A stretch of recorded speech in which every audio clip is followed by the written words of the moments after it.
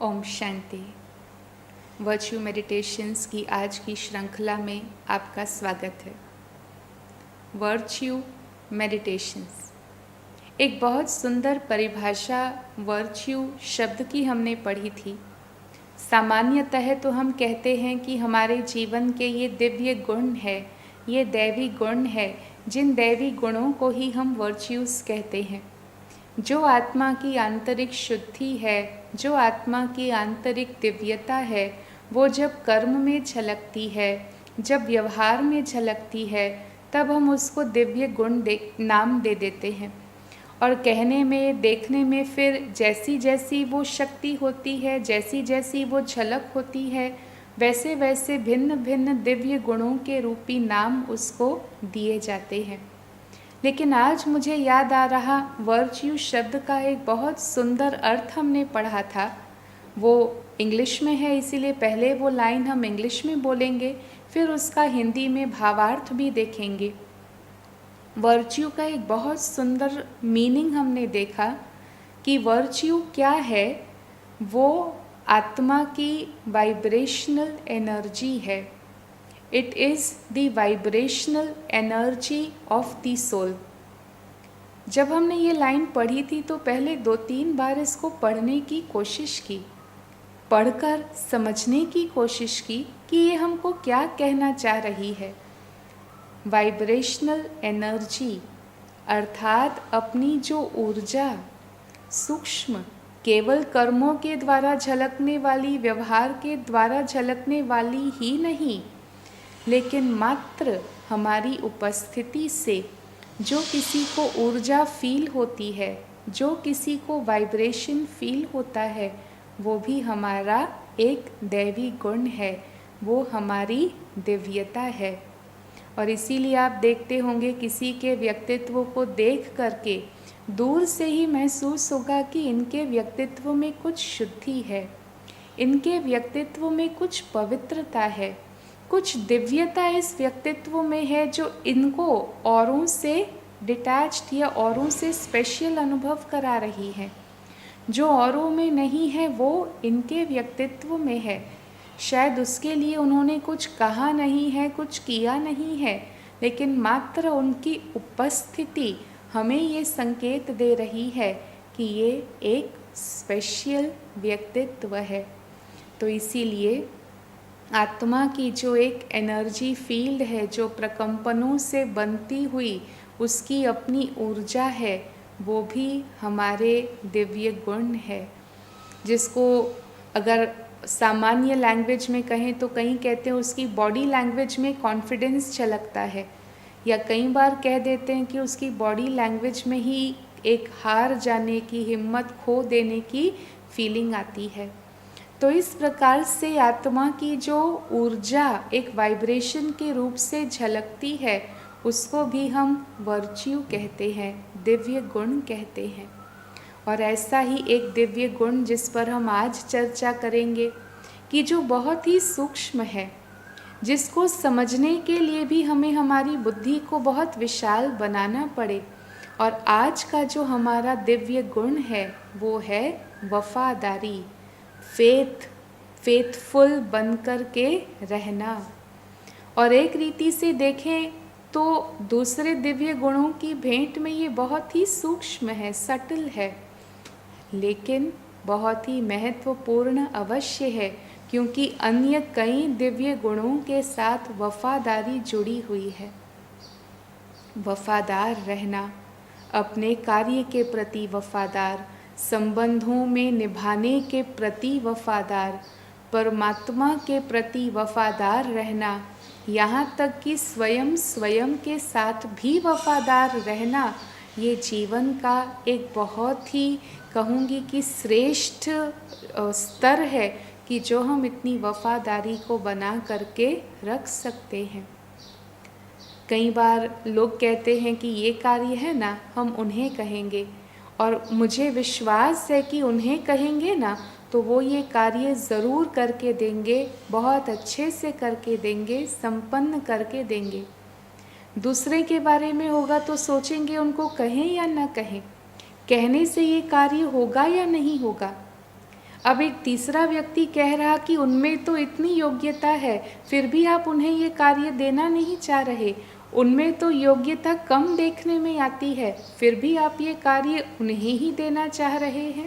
तो सौंपने वाला व्यक्ति कहेगा, योग्यता शायद कम है, लेकिन वो व्यक्ति हमारे प्रति वफादार है, और इसीलिए ज़्यादा योग्यता वाला दूसरा ऑप्शन होते हुए भी चाहेंगे कि नहीं, हम ये कार्य उन्हें ही सौंपे जो हमारे प्रति वफादार है। तो कैसे हम किसी की दिल को जीत सकते हैं? कैसे हम संबंध निभाने में अपने आप को वफादारी का टाइटल प्राप्त करा सकते हैं? जितना जितना हमारा कम्युनिकेशन सच्चा होगा, क्लियर होगा और समय प्रति समय होता ही रहा होगा, उतना उतना उस संबंध में एक विश्वास की डोर बंधती जाती है, जो फिर वफादारी का स्वरूप ले लेती है। मुझे कुछ करना है, कुछ नहीं करना है, कहीं जाना है, कहीं नहीं जाना है, जो भी बात है, लेकिन जिनके साथ हम कार्य कर रहे हैं उनके साथ अगर हमारा कम्युनिकेशन बिल्कुल क्लियर है और सच्चा है, आगे पीछे की दो बातें नहीं, क्योंकि मेरा निजी स्वार्थ है इसीलिए कोई बहानेबाजी मैंने कर दी, ऐसी बहानेबाजी की कोई बात नहीं। क्योंकि कई बार बहाना करके सोच लेते हैं कि मैंने तो कह दिया और बहाने से उन्हों की बात को मैंने टाल दिया। एक और हम तो समझते हैं कि हमने कुछ बहाना किया, लेकिन सामने वाला भी समझ जाता है कि इनकी वाणी में शायद सच्चाई नहीं थी, इनकी वाणी में वो योग्यता नहीं थी।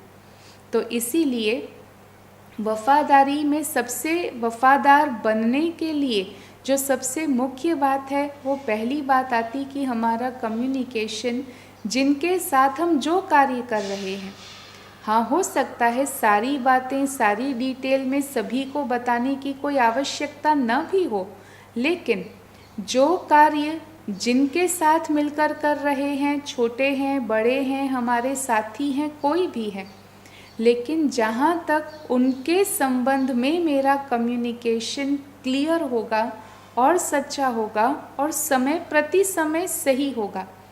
नहीं तो कई बार कहते हैं कि हाँ मैं बताने वाला तो था ही, बस अभी तक बताया नहीं, या कह देते हैं कि वक्त नहीं मिला इसीलिए बताया नहीं, मौका ही नहीं मिला।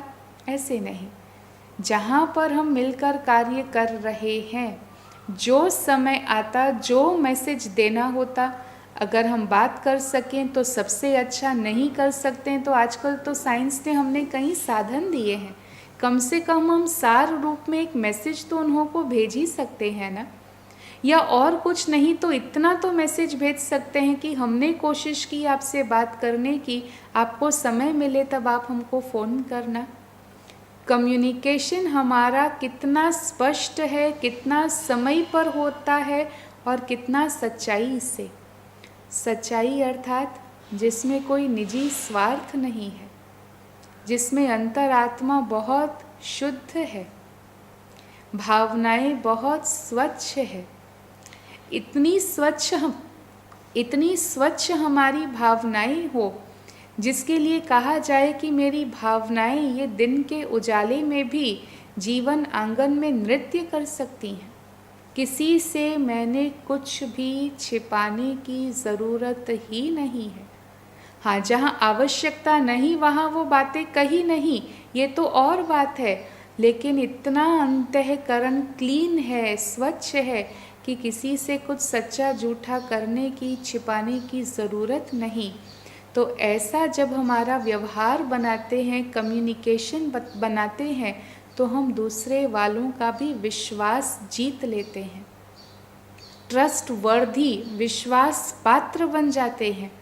और ऐसा विश्वास पात्र बनना, ये बनने की विधि क्या थी? वफादार बने रहना। तो वफादारी का एक मुख्य पहलू आता है हमारा कम्युनिकेशन, कि कहाँ तक मेरा कम्युनिकेशन दूसरों के साथ स्पष्ट है, क्लियर है। दूसरा पहलू आता है कि कहाँ तक मैं दूसरों की भावनाओं को, दूसरों की आवश्यकताओं को, कोई भी क्षणिक भी, तनिक भी अगर मुझे कोई स्वार्थ है, या स्वार्थ न कहो लेकिन हो सकता है मेरी अपनी कोई अपेक्षाएं हैं, इच्छा है, और शुभ इच्छा भी हो सकती है, स्वार्थ भी नहीं है उसमें, लेकिन फिर भी वफादार बनना अर्थात औरों की आवश्यकताओं को, औरों की इच्छाओं को, औरों को अपने से भी आगे रखना। मुझे पीछे हटना पड़े तो कोई बात नहीं, लेकिन इसमें अगर सभी का भला है तो मेरा कदम पीछे हटाना, ये पीछे हटाना नहीं है, लेकिन वास्तव में ये आगे बढ़ना है। देखने में ऐसे लगेगा कि कदम पीछे हटे हैं, लेकिन उस कदम पीछे हटने में मैंने अपनी नम्रता भी दिखाई, मैंने कार्य के प्रति अपनी वफादारी भी दिखाई है, संबंध निभाने में मैंने सभी को, पूरे समूह के हित को मेरे व्यक्तिगत हित से बड़ा स्थान दिया है। तो ये सभी की नज़र में आता है, और इसीलिए एक दृष्टिकोण से देखने में ये महसूस होगा कि कदम पीछे हटाया है, लेकिन वास्तव में वो कदम पीछे नहीं हटाया है, वो हमने बहुत बड़ा हाई जंप लेकर के आगे बढ़े हैं, क्योंकि सभी के हृदय में हमने अपना स्थान बनाया है। तो ये हम बात कर रहे हैं कि कैसे वफादारी के लिए हमें दूसरों के या उस कार्य का जो ध्येय है उसको अपने से भी आगे रखना बहुत ज़रूरी है। अपना स्वार्थ हो ऐसी आवश्यकता नहीं है, हो सकता है वो स्वार्थ भावना से भी नहीं है, लेकिन त्याग भावना। ठीक है, मुझे मिलना चाहिए, नहीं भी मिल रहा कोई बात नहीं, कार्य तो संपन्न हो रहा है ना। मुझे नहीं मिल रहा है कोई बात नहीं, दूसरों को तो प्रसन्नता मिल रही है ना, और वो प्रसन्नता देखना दुगनी चौगुनी हो करके आत्मा के पास पुनः वापस अवश्य ही आती है। तो इस प्रकार से वफादार बने रहना अर्थात औरों की आवश्यकताओं को अपनी आवश्यकताओं से हमेशा और स्वाभाविक तरीके से आगे एक स्थान देना। कभी भी अपना ना सोचना पहले, लेकिन अपने से पहले औरों का सोचना। कहते हैं जो खुद आगे बढ़ने की सोचता है वो केवल अपने हिम्मत से, केवल अपने बल से आगे बढ़ता है, लेकिन जो खुद भले पीछे रह भी जाए दूसरों को आगे बढ़ाता है, औरों को कहता है कि आप आगे बढ़ो, आप आगे बढ़ो, तो औरों को आगे बढ़ाने वाला स्वयं सदैव आगे से आगे रहता है। ये जीवन का बहुत सूक्ष्म सुंदर हिसाब है। इस हिसाब को तो जो प्राप्त करता है, जो अनुभव करता है, वही समझ सकता है। तो आज से हम भी क्यों ना ये कोशिश करेंगे, अपनी ज़रूरतों से आगे औरों की ज़रूरतें, अपने आराम से आगे औरों का आराम एक बार रख कर के तो देखें, और फिर देखो कैसे उनके दिल में हमारे लिए स्थान बन जाता। और ऐसे जब उनके दिल में हमारे लिए स्थान बन जाता है तो स्वाभाविक ही वो हमें आगे रख देते हैं। तो शुरू में थोड़ा सा त्याग, थोड़ा सा कष्ट सहन करना पड़ता, लेकिन ये 1-2 कदम हमारे आगे की यात्रा को सदा काल के लिए बहुत ही सुंदर बना देते हैं, क्योंकि हम उनका विश्वास जीत लेते हैं। तो इस प्रकार से पहला पहलू वफादारी के लिए हमने देखा कि हमारा कम्युनिकेशन बहुत क्लियर हो। दूसरा पहलू हमने देखा कि औरों को भी हम अपने से आगे रखें, और जो ऐसे वफादार बनता है क्योंकि वो औरों का विश्वास जीत लेता है, इसीलिए उसका जीवन, उसका अंतःकरण बहुत ही निश्चिंत होता है। इसीलिए वफादारी का अगर हम शब्द एक ले ले तो कहते हैं फेथफुल इंग्लिश में, और फेथफुल का भी एक हिस्सा ले ले तो कहते हैं फेथ, कि इसमें फेथ है, फेथ रख सकते हैं। क्यों फेथ रख सकते हैं? क्योंकि वो भी अपना हर कार्य ऐसे फेथ रख करके अर्थात निश्चय रख करके करता है, और इसीलिए निश्चय जहाँ है वहाँ पर निश्चिंतता भी है। जो व्यक्ति वफादार है, कार्य सौंपने वाले को भी उसमें विश्वास होता है, निश्चय होता है कि इन्हें काम सौंपेंगे, ये काम करके आएंगे। हाँ, सौंपने वाला भी भली भांति जानता है कि विघ्न आएंगे, अड़चने आएंगी, सफलता असफलता कुछ भी नतीजा हो सकता है, लेकिन जो निश्चय से कदम आगे बढ़ाता है उसमें वो शक्ति होती है कि असफलता को भी वो सफलता का रूप बना दे, और इसीलिए निश्चिंतता आ जाती है। क्योंकि कार्य वो निश्चय से करते हैं, क्योंकि दूसरों का भी उनमें फेथ होता है, निश्चय होता है। इसीलिए एक वफादार व्यक्ति की जो जीवन होती है वो बहुत ही निश्चिंत पने से जीता है।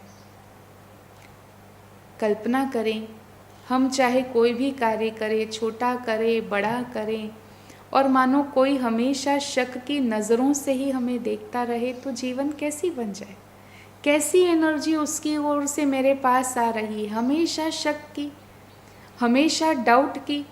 सौंपेंगे, कर पाएंगे, नहीं कर पाएंगे, होगा नहीं होगा, समय पर मिलेगा नहीं मिलेगा, इनको देना चाहिए नहीं देना चाहिए, कहे न कहे, देवे ना देवे, आदि आदि। इतनी सारी अगर कमज़ोर सोच मेरे सामने आ रही है तो फिर मुझे अपने कार्य को समर्थ बनाने के लिए कितनी शक्ति मजबूत करनी पड़ेगी। इससे अच्छा तो आसान है, थोड़ा सा त्याग कर लें, थोड़ा सा दूसरों को आगे रख लें, आराम छोड़ना पड़े तो छोड़ लें, लेकिन दूसरों का विश्वास जीत लें।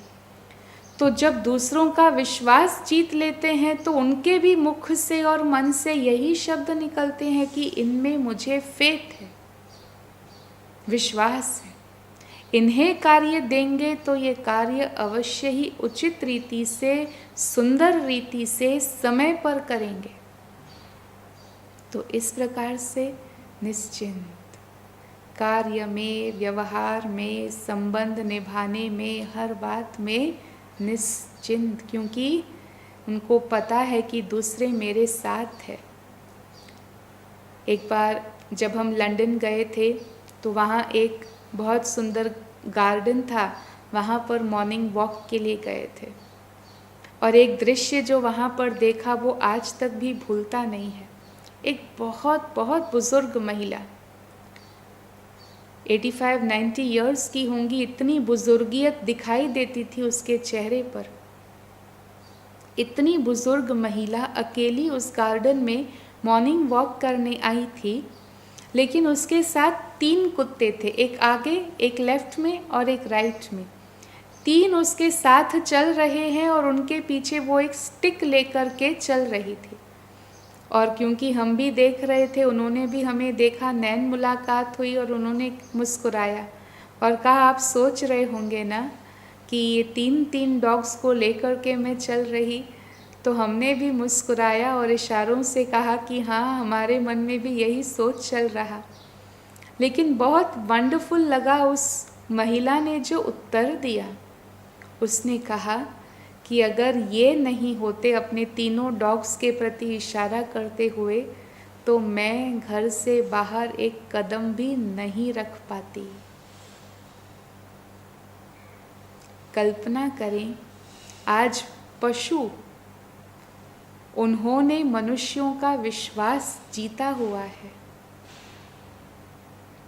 और मैं एक मनुष्य होकर जिनके अंग संग रहते हैं, जिनके अंग संग कार्य करते हैं, कर्म व्यवहार में जिनके साथ आते हैं, क्या उनका विश्वास मैं नहीं जीत सकती? जीत सकते हैं।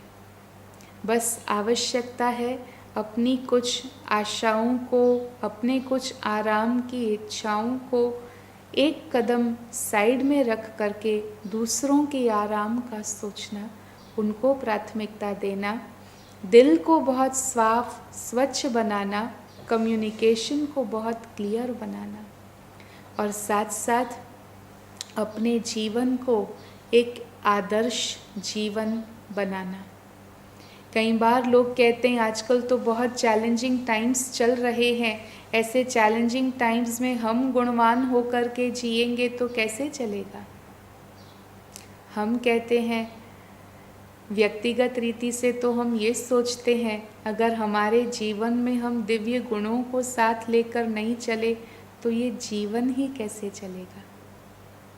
क्या हम दूसरों के लिए, क्या हम समाज के लिए ही जी रहे हैं, या क्या मेरी जीवन यात्रा मेरा अपना एक व्यक्तिगत बहुत सुंदर अनुभव है।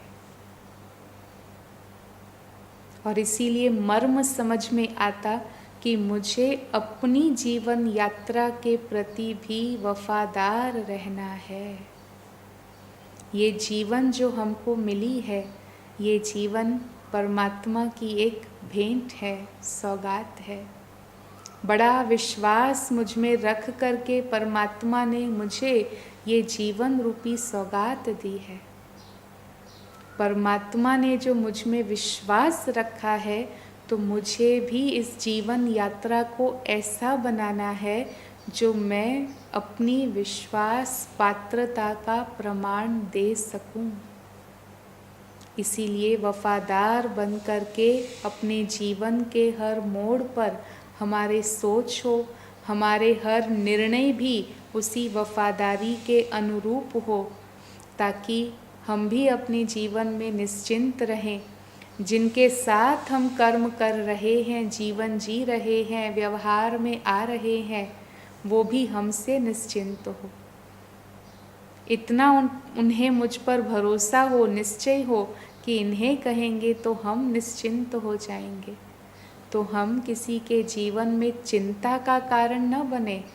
अगर कारण बनना ही है तो किसी के जीवन को निश्चिंत बनाने का कारण ज़रूर बने। तो इस प्रकार वफादारी मुझे अपने जीवन में सर्व का प्रिय भी बनाती है, सभी का विश्वास पात्र भी बनाती है, और मुझे जितना जितना वफादारी से कदम आगे बढ़ाते जाएंगे उतना सभी का साथ सहयोग भी मिलता रहेगा, और इसीलिए निश्चिंतता से हम अपने जीवन की यात्रा जी सकेंगे। तो आइए, बहुत सुंदर संकल्प हैं जो हमारे मन को वफादारी को मिलने में, वफादार बनने में मदद करें।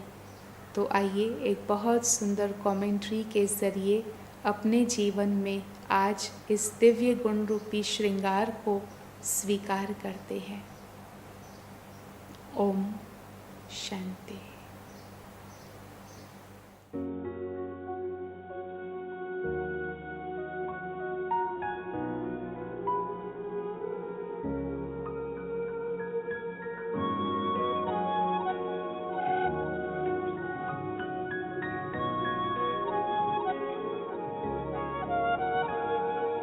आँखों के सामने हूँ ना हूँ, मेरे दिल के बाबा पास हो, मेरे संग संग रहते सदा, देते ये एहसास हो।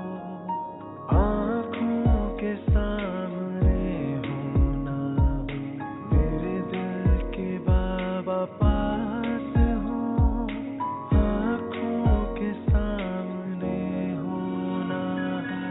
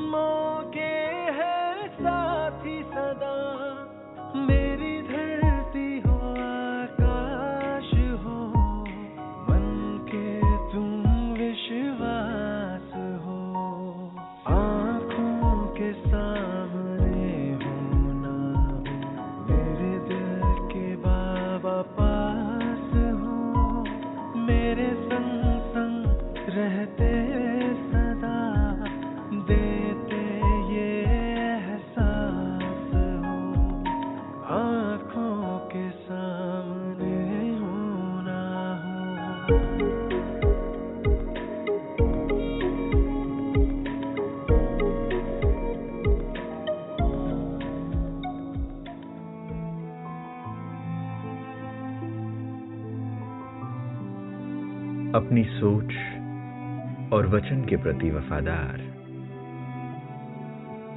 मैं जीवन के बदलते नजारों को स्थिरता से देख पाता हूं। स्वयं के परिवर्तन के लिए मेरा समर्पण भाव है।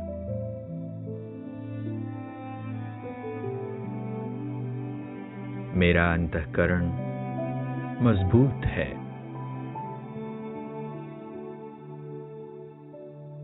अपने उद्देश्य पूर्ति पर मुझे यकीन है। अविश्वसनीय निश्चय के साथ मैं कठिनाइयों को चुनौती देता हूं। मैं अपनी दृष्टि को महीन और दृष्टिकोण को विशाल बनाता हूं, जिसमें मैं प्रेम और जीवन के पारस्परिक संबंध को पहचान पाता हूं। इतना ही नहीं, भगवान के प्यार की निस्वार्थता को भी पहचान पाता हूं। यह प्रेम ही तो मेरी शफा है। यही तो मेरी वफादारी है। परमात्मा ने मुझे कितने न अनमोल सौगातें दी है। स्वस्थ तन, निर्मल मन, स्नेहमय संबंध, खुशनुमा जीवन, परमात्मा से प्राप्त इन खजानों के उपयोग में मैं वफादार हूं। अपने तन की मैं जिम्मेवारी से संभाल रखता हूं। औरों को अलौकिक सुख देने के कार्यों में इस तन को लगाता हूं। अपने मन को ईश्वरीय ज्ञान के चिंतन में व्यस्त रखता हूं।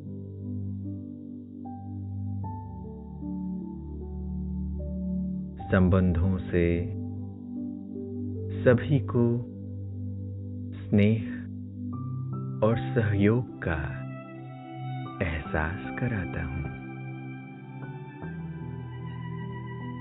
यह जीवन तो प्रभु की अमानत है। अपने जीवन से अनेक जीवन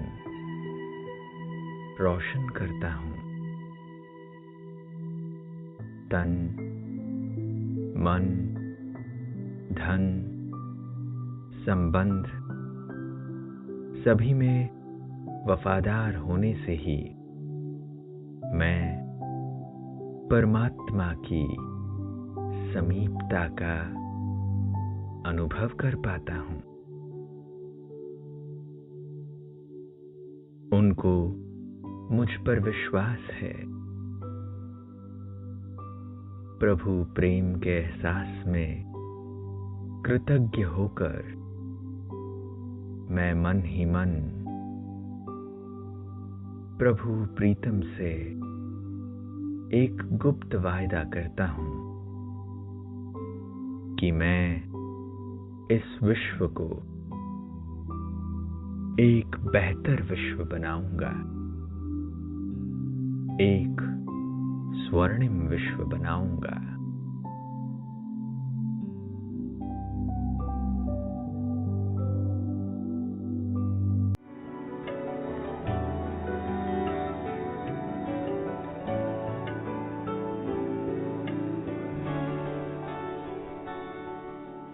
धूप में कभी छाँव बनकर, लहरों में कभी नाव बनकर,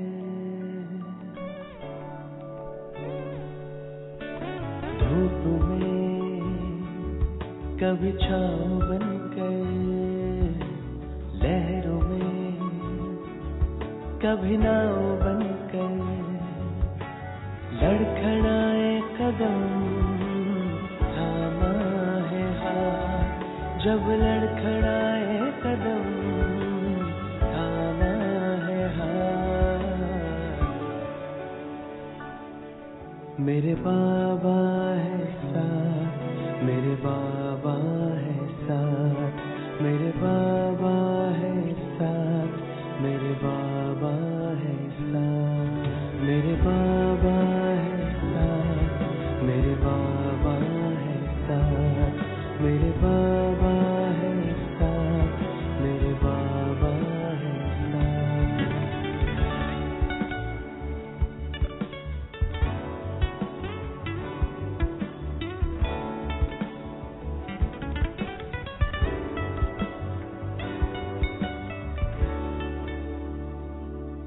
जब भी छाने लगे ये अंधेरा, मेरे संग संग चले जो सवेरा। जब भी छाने लगे ये अंधेरा, मेरे संग संग चले जो सवेरा। हर लम्हा दीप बन के जले, कांटों पे भी मेरे संग संग चले। अब तो लगता है जन्नत बनी हयात।